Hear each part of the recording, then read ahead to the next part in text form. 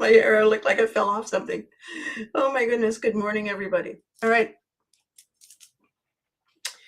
I got sidetracked. I fell down a rabbit hole, and we all do that from time to time, don't we? Cheers. Oh, so much better. All right.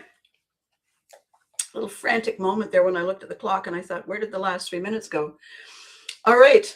So I'm going to go over here, and I'm going to go here and click this. All right. Good morning. I'm Abby Hagyard. This is my tiny corner of the world. That's Mom over there. Those are the Care Bears over there. Those are my shoes. And the reason I collect all of this stuff around me is not to, oh yeah, and I have a small elephant in the room. I think it's always important to make sure that we always have recognition of the elephant in the room, simply because they get upset. And you would think we would all know that there's an elephant in the room because of the smell of peanuts, but somehow it doesn't seem to compute. So the reason I'm a bit frazzled this morning is because I had the most fascinating conversation with someone the other day. It went on and on and on. I couldn't believe it. And we were talking about the way people struggle to show up. Good morning, Freddie. Oh, it's so wonderful to see you. How are you? We're talking about the ways that it is a challenge to show up when you have lots going on in your life, when you have lots of people and lots of expectations. And when we have done this thing that we all tend to do to ourselves, which is to take on more. We have all the stuff there could possibly be. And then we decide to take on a few more because, well, you know, I'm here anyway. I'm here all week. Let's try the veal. And when we are suddenly just a little overdone, just a little overwhelmed, it suddenly occurs to us that maybe that was, I don't know, 3 or 4 things more than we should have taken on without thinking. And then we have a real problem. And the reason I'm looking down is that I didn't have time to put on my lucky bracelets. My lucky bracelets are for all of the, good morning, Miss Kim. Good morning, good morning. My lucky bracelets are for all of the beautiful organizations and people and shows and events that I was fortunate enough to be part of. And I'm very, very pleased and proud to celebrate them and represent them. It's less permanent than a tattoo and less costly. And it allows me to mix and match and change up depending on my mood. So anyway, what I was saying before I got distracted was the way we get distracted. The way we get distracted by saying, oh, that's a nice hat. I think I'll try that on. Oh, look, it fits. And it goes with my earrings. And then we see another hat. And we try that one on. And the next thing you know, we have a lot of hats we're wearing. And those hats represent the roles we take on, the responsibilities that we assign to ourselves to take care of. And none of them seem big. None of them seem big in the beginning. All of a sudden, though, the accumulation of all those hats can be really kind of, good morning, Miss Maggie, good morning. The accumulation of all the hats can be pretty scary. Now, Maggie and I are talking a great deal. For instance, the hats that the tech people are wearing in search of, you know, their hats have little lights on them, and their hats probably run the lights themselves because of tech. And they're trying to find a more efficient way to do things. Sometimes they overreach. Sometimes in their eagerness to chase the goal, they forget about the journey and the people that they're traveling with along the way. And then you get all kinds of the utmost damned astonishment that pops up in the headlines. We saw one yesterday, and you look at it and you think, that's a special kind of stupid right there. I wonder how much that guy makes. Not that I know what he does for a living, but probably I could do a lot of what he does for a living better than him, given that mistake. And Maggie was saying, yeah, I wonder where he's working now, because we know where he's no longer working. And the cost involved in this, that people do not eventually recognize. You know, you look at the cost of putting up a building. You look at the cost of furnishing the building and marketing the building and filling the building with people and products and services and whatnot. Why would you be so dumb as to not maintain the building, given what they call sunk costs and the benefits of having the building? Why would you let it just run down until it falls down? And then you have all kinds of things like lawsuits and where are we going to put the people, and now all my stuff is wet. Why would you forget? Well, the same reason that I would forget to put away all the paper that I'm working on. I have these mountains of paper in piles around my office, leaching out into the other rooms. And it's all the research for Pivotry in motion and the lion effect and putting the packages together for people and taking copious notes when I have a conversation with somebody. And yes, I'm sure, yes, Maggie. Yes, Maggie, Kim has the busiest life in the world. And she keeps taking on more of it because she doesn't know how to say no, I think, maybe. Or it looks like a good idea. And what I was talking about the other day with this wonderful woman named Kelly, good morning, Kelly, if you've had a chance to sneak in and have a look, is how many things we juggle. And Kelly works with an organization that oversees the management of retirement communities. And it's a very big organization. It's in Canada, and it does a lot of really good work, and their places are really lovely. And they're not the up. They're the middle, but they're beautiful. And I said, when you talk to people, how's the poutine? You know something, Freddie? I've never eaten it. I've never had poutine. I'm not a big fan of random gravy on things. Just kind of want to know where the gravy came from. In any event,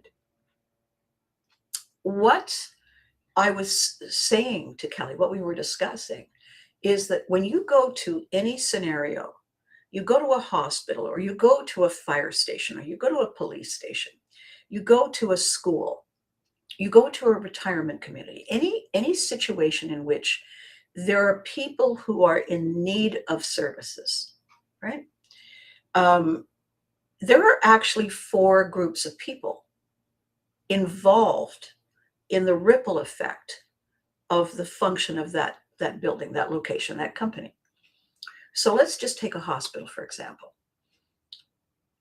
A hospital is there with doctors and nurses and assistants to alleviate the suffering of people who are sick or broken or dying. So you have the caregivers and you have the people in need of care. And that's really what you think about when you think of a hospital. But there are 2 other groups involved in this. And the other groups are the families of the people who are there in need of care and the people working there under the stress of providing the care and the people running everything, making sure that the supplies are there, that the electricity goes on and off, that the water runs, that things don't fall out of windows. You have people maintaining, you have people performing, you have people receiving, and you have people caring. And the ripple effect of someone ill, someone hurt, someone overwhelmed impacts all 4 of those groups. And within all 4 of those groups, each of the people in those groups has other ripple effects depending on the other hats they wear. For instance, a very, very lovely fellow that I know quite well is a busy man, a family man. He has a very complicated job, and he has also been elected and proud to hold the office of president of a very prestigious private members club. If anything goes wrong, if anything rocks that man's boat, someone in the family gets sick, someone at the office doesn't perform, something goes strategically wrong at the office, as Maggie and I are watching in the unfolding tech. I don't know whether it's a soap opera or a sitcom or a soapcom. I don't know. But all of the ripples of all of that impact everybody who's attached to the hat. And we don't realize it. We don't realize it because it's just our everyday, except that isn't our everyday. It becomes our everyday.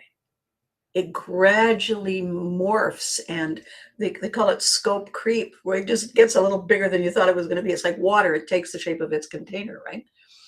So all of a sudden, it's too much. It wasn't too much a minute ago. Certainly wasn't too much a week ago. Well, it might have been feeling a little much a week ago, but you know what? Bad week. No. All of a sudden, it is too much. It is really too much, and I have to sit down now. I may even want to lie face down on the cool linoleum tiles in the kitchen just to settle, right? Because occasionally, randomly, each and every one of the ripples goes wrong at once. All of them, same time, boom. And then you say, what? Wait, never mind, and fall down. Now, there's the slow, long lead in. Somebody could edit that. Billy would say, we can cut out the stuff that isn't helpful. And I give him a look. It's all helpful, Billy. It's human. And I say to myself, this moment when it all goes wrong is exactly the moment we need to remember and how we showed up. Because we spend a lot of time beating ourselves up for not doing better, for not being more. The theme for my video today is 2 questions. Is it not that bad or not good enough? How long do we keep saying it's not that bad as it gets worse? How long do we keep saying, no, I'm fine, when it isn't? And it hasn't been.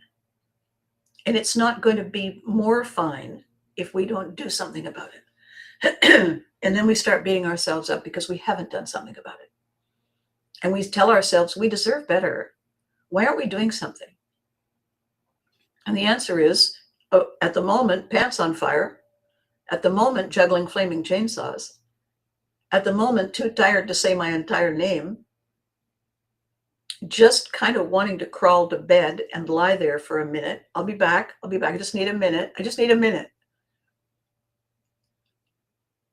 And it's not the right time when we are that tired to start picking at us, to start saying, well, if you would only, how many times have I, and you don't want to hurt the person who does that. They mean well. But you would dearly like to hit them in the face with something squishy and disgusting. I don't know, a bowl of mud. Go away. A recently thawed fish. Plurp. Have them say, good. Are you offended? Go away. Why do you want them to go away? We want them to go away so we can just breathe.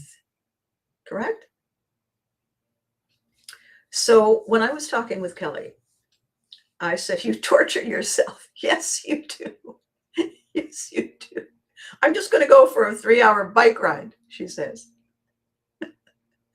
Or 20 minutes, really. And then just breathe. No.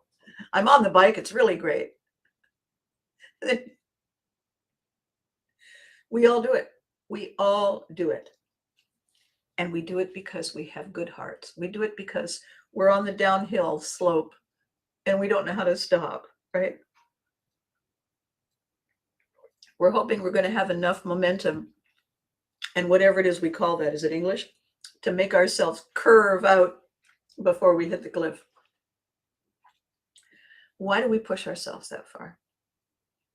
What's the purpose? And I think the reason we push ourselves that far is we don't realize we're doing it. We have developed a habit. And I talk a lot about how we can undevelop habits because people have begun to think that this is what it is. This is how I always am. I've always been, and I guess it's just my road. And it isn't. And I say, it's very simple to fix. I cannot take on one more thing. And I said, can you remove one more thing? Oh, I'd love to. You just don't know. I do know. I am the poster child. Kim thinks she's the poster child. No. Yeah, I got proof. I got pictures of all the stuff, all the mad juggling. And I do it because it seems like a good idea at the time. And it doesn't seem like a big difference at the time. It's just one more thing. And sometimes that one more thing is that one extra drop of water that spills over the top. It's that one extra pound of something that breaks the leg on the table. It's that just too much more, because we want to be able to, the number of times that I try to bring all the groceries up from the car in one trip when it really, really sensibly, 2. Why don't I want to make the second trip? Well, I'm already exhausted because I didn't really have the energy to do the grocery shopping in the first place. I don't want to, please don't make me get downstairs again. So am I tired when I straggle and jaggle and drag myself upstairs with everything? Yes. Was that a good idea? No. Did I do it last time and the time before? Yes. Will I do it again? Yes. Why? Because it's a pattern. How can I change the pattern? How can I give myself the tools to shift from, no, it's not that bad. Listen, I'm fine. I'll just grab a nap later. I'm fine. How do I give myself the one hook, the one hack that can allow me to say, you know what? That's not okay. It's not a big deal, but it is a deal. And it's not okay. Because it's not that bad is hurting me. I deserve fabulous.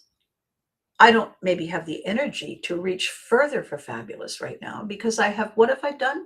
I have squandered all my energy on just maintaining good enough. And that's very silly. And the reason it's very silly for all of us overdoers is because it doesn't take any more time to do it the other way. It just feels like it. And I will explain to you why it feels like it. Give me 1 second. And cheers, by the way.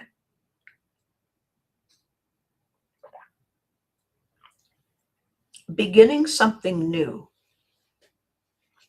means uncharted territory. It means no map. It means no instructions. It means no more of, oh yeah, we turn at the horse, we turn at the church, we turn at the construction. You always turn at the construction? Well, it's always under construction, so yes. And that's easy. It requires no adjusting. It requires no oops, oh wait, oh there it is. It requires no looking silly, foolish, and saying, which takes energy. However, the part of the brain that develops a pattern is really old. Old. Before words, when there was only one tribe. That brain knows simple, repetitive tasks. Pick up spear, poke bear, drag bear home, or pick up spear, poke bear, run like hell. Either way, these are very simple, repetitive tasks. I'm writing out my new workout on paper as I listen to you. You're writing out a new workout. You're developing a new workout while you're listening to me, and you're listening to me telling you that you're doing too many things and you're doing a new workout. Do you see the humor in that? Well, good morning. Good morning, Amber.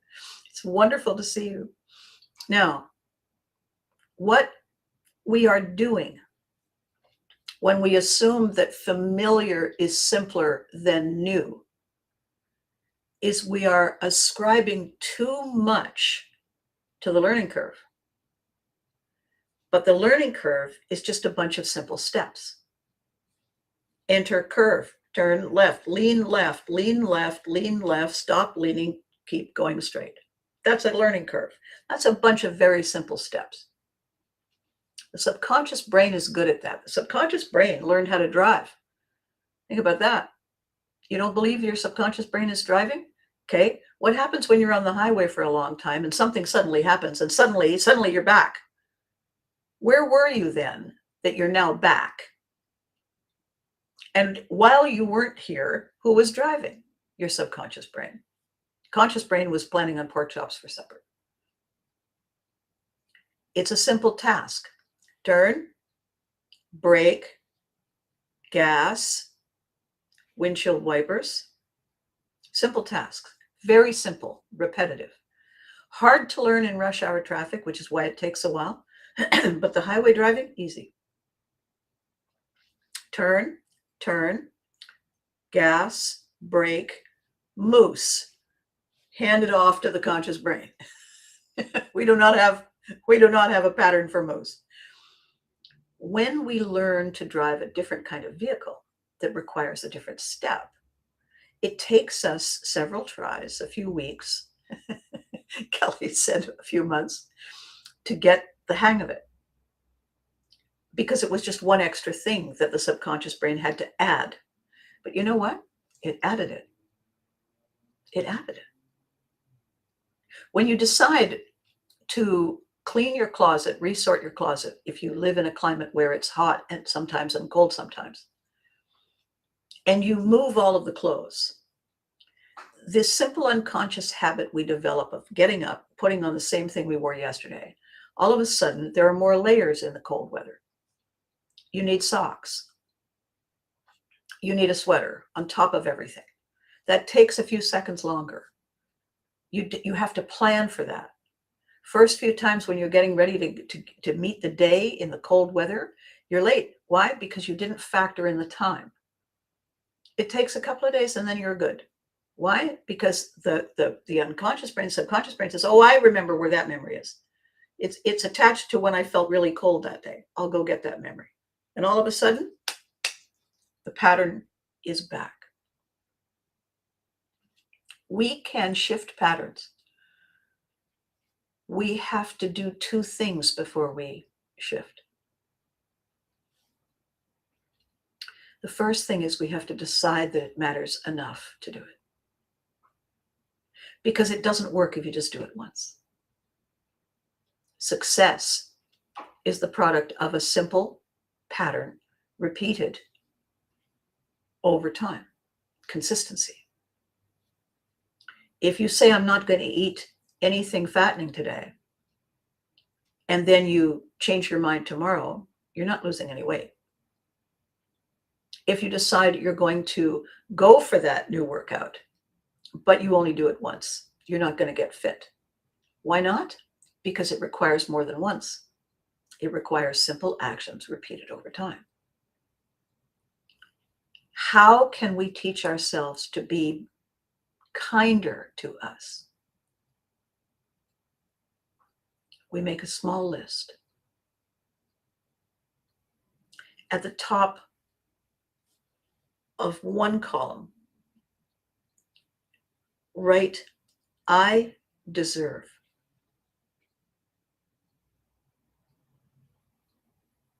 At the top of the other column, too much. And you're only allowed to write 5 things on either side. I deserve is the why. Too much is the line in the sand, is the how. I deserve more time to enjoy my coffee.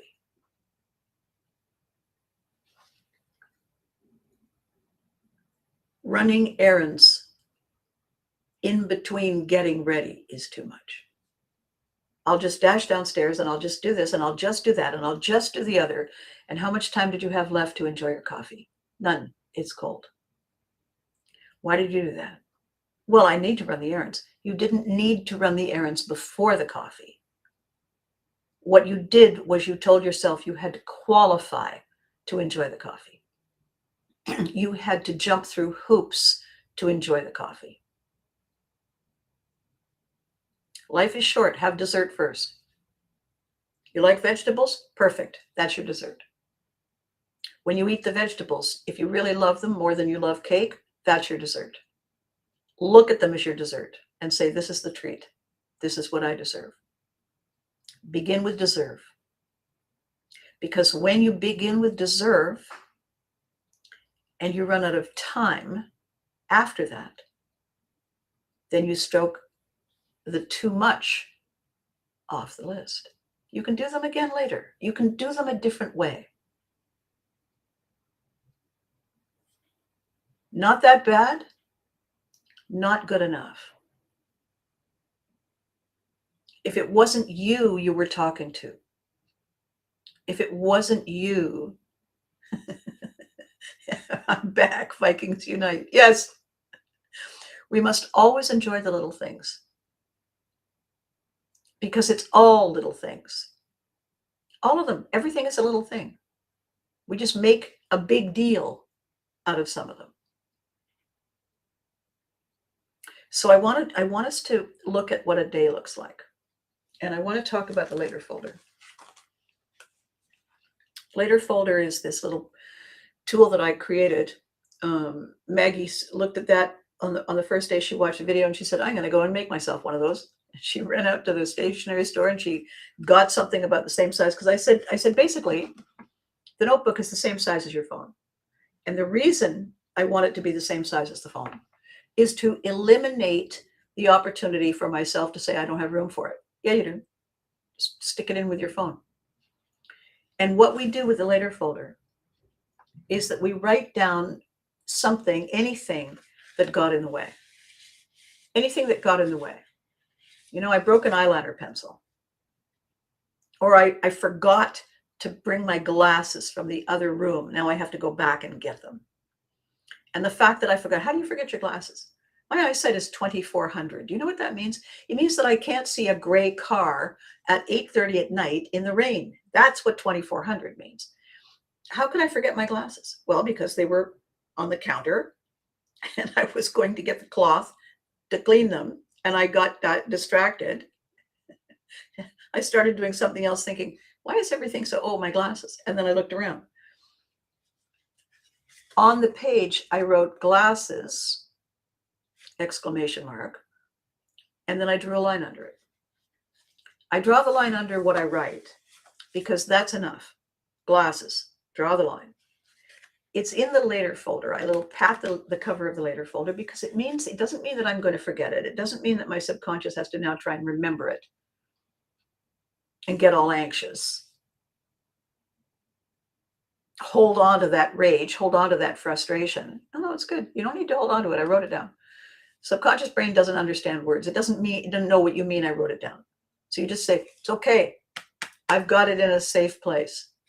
Subconscious says, I don't know about that. All right, well, we'll see. And then by drawing the line underneath it, you've taken that frustration, that rage, that out of your head and your heart. You've put it over there, arm's length, later. And now you're not carrying it with you. Now it's not dripping all over every next thing you do. You've got clean energy to do the next thing. So you finish doing what you need to do, you're dressed, you get in the car, and you hit a traffic jam. And all around you, you see people having road rage. And you're stuck, so there's nothing you can do. So you get out your folder and you write road rage and put a line underneath it and look around. Take a deep breath because there's no percentage in getting upset while you're stuck. And now that it's out of here and it's in there, you don't have to. You can think about what you're going to have for supper. You can think about the fact that that 7-day diet actually worked. I don't feel like I'm going to pass out now that I'm sitting with my waist bent.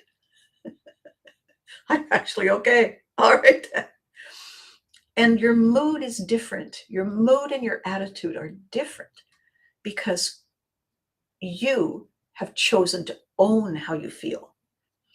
You are not held hostage to how those events made you feel, how those events triggered stuff. You're in charge. You're not a hostage. Life isn't a spectator sport. You're the one driving the bus. But not now in the traffic jam, but you will be in a minute. And when you get to work, you get off the bus, you get out of the car, and you realize somebody's taken your favorite spot. Okay. And it's raining and it's further that you have to walk. Okay. You know what? You're going to get wet. You didn't bring an umbrella. It's all right. Later you'll get dry. You'll walk in. Everybody says, whoa, is it raining?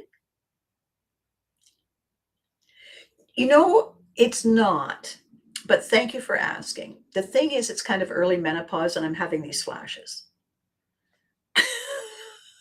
Yes, it's raining. Did you not just hear the thunder? Get out the folder, write down. Idiot. Work colleague, write it down. Draw the line underneath. Close the folder, put it away. These small, simple steps.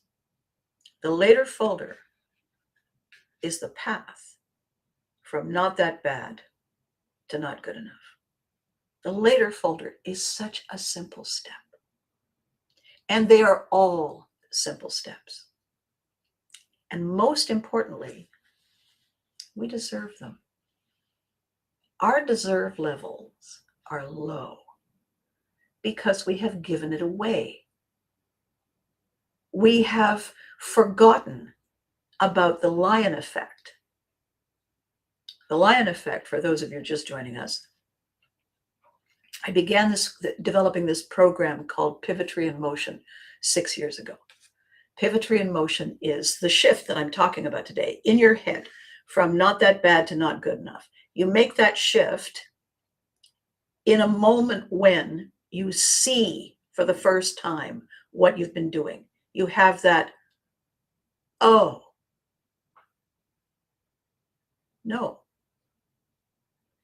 And the oh, that Milo moment, that first seed, Milo is an early seed that sprouts.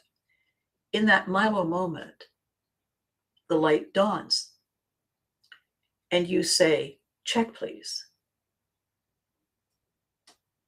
That is the lion effect coming into play.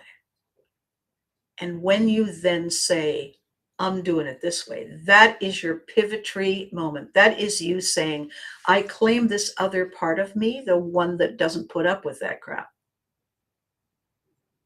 And once you claim that other part of you, you know how it feels. And really, honestly, there's no going back. You may forget, you may have to retrain yourself, but once you've tasted not good enough, it's amazing. And you want to taste it again. Because it's what we deserve. It's why we're here. The lion effect is, I'm walking here. And I'm not walking here alone. I have my tribe. I have my pride with me. I have my people with me. And no, we're not clones. No, we're not all the same. No, we're not dressed alike. We're bringing our separate selves, our separate skills, our separate attitudes and moods to make the outcome unbeatable, unforgettable, amazing. I am as guilty as anyone else of forgetting who I am, forgetting my lion moment, my lion effect moment.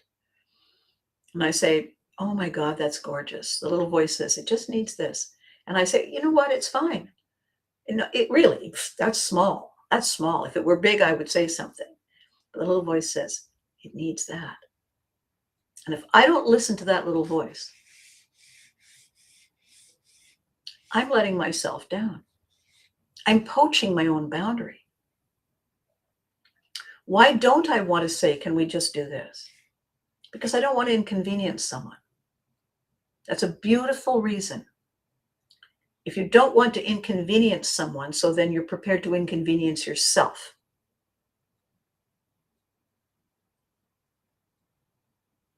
Is that right? Save them, sacrifice me. Is that it? Is that how it works? No, it isn't how it works. It's how we decide it works.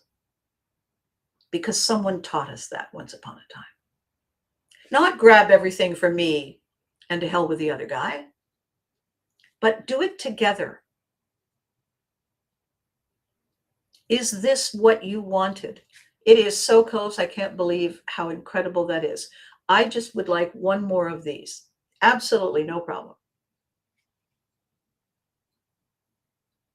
Oh, so you're not offended? No, you asked me to do something. I want to make sure you like it. I can't read a mind. And one thing is as easy as the other. You just need to tell me. Now, we are all CEOs of something. We are all independent business owners of something. We are always asking ourselves to take on more responsibility. Curiously, we're not reminding ourselves that we need to rest between those things. We're not reminding ourselves that it isn't a terrible thing to take a couple of hours and just be.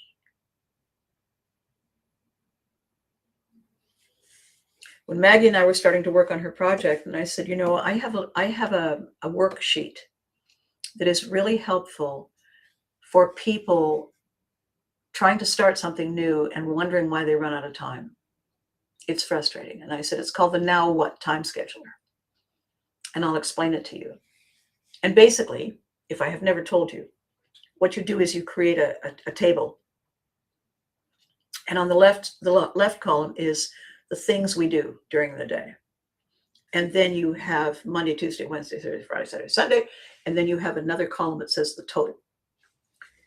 And in this left column there's sleep, there's getting ready, there is house maintenance, there is meal time, which includes prep, eating, cleanup, right? There's errands to run, there's work, there's play, there's commute, there's family, there's friends, there's education, there's hobbies. It's a long list. There's pets, there's vacation, there's activities, there's entertainment. You make this list. And then each day you estimate how much time you spend doing all those things. I'm going to give you, there's a spoiler alert. At the bottom of each day, it adds up to 24 hours. You don't ever have anything left over, and you can't move anything over. You noticed you can't carry forward 20 minutes. At the end of the day, it's the end of the day. You start it over for the next day. So at the bottom, just before the total, there is one space empty. And in that space on the left side, you write the new thing.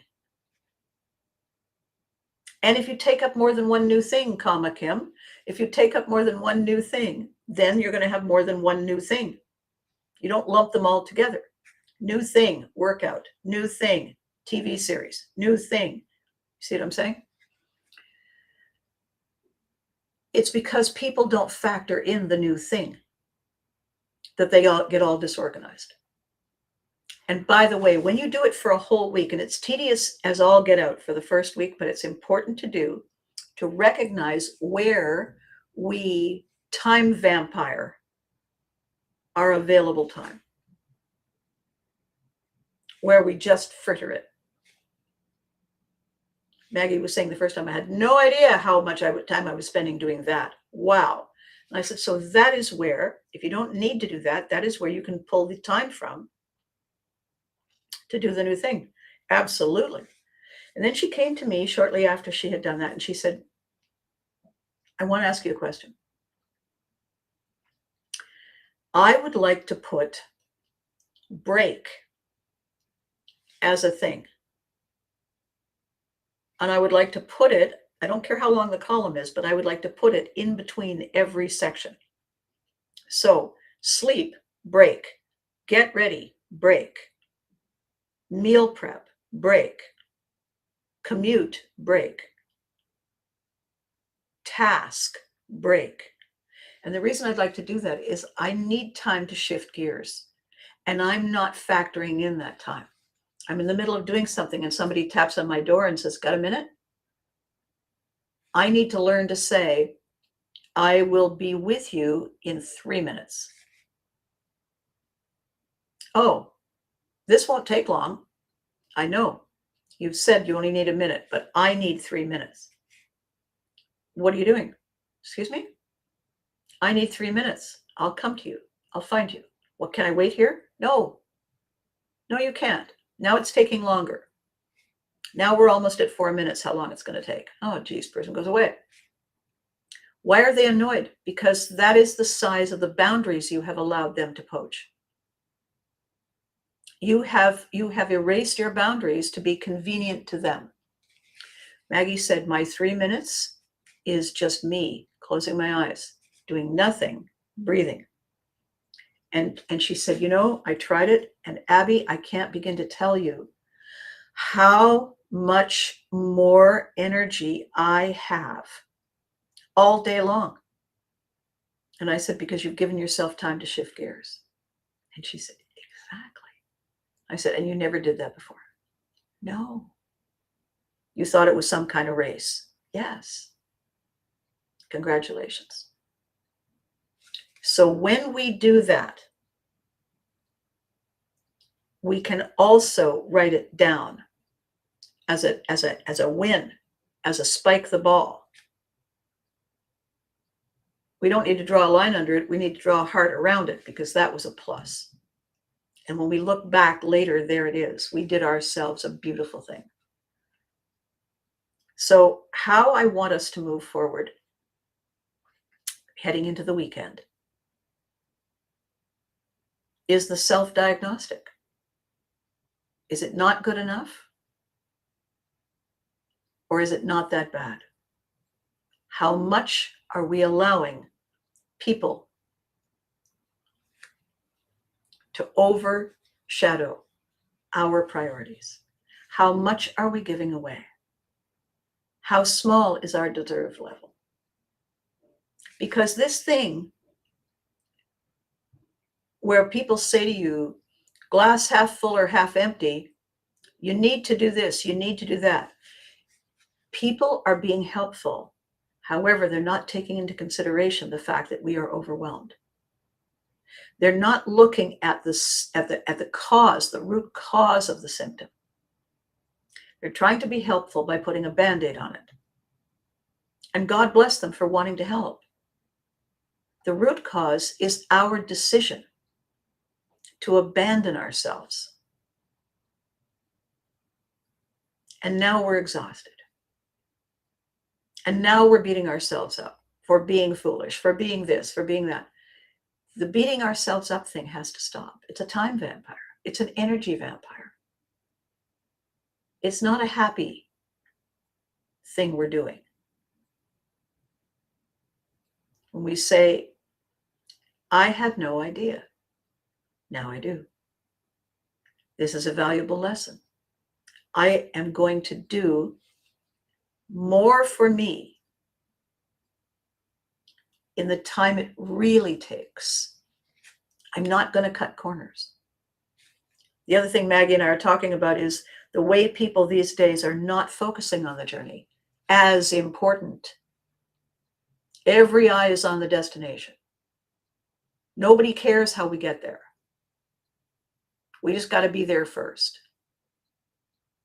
And we laugh every day at the saying, good, fast, cheap. You can only have two. And by the way, fast and cheap are not the definition of good. So pick wisely, because if it's cheap, you'll need to do it again. And therefore it isn't fast. You matter. We are not spectators. We are not hostages. We are people taking on more than is wise. God bless us for trying. God bless us for succeeding. God bless us for finding ourselves at the end of the day really sad and sore and tired. We have permission to live better. We have permission to do better for us.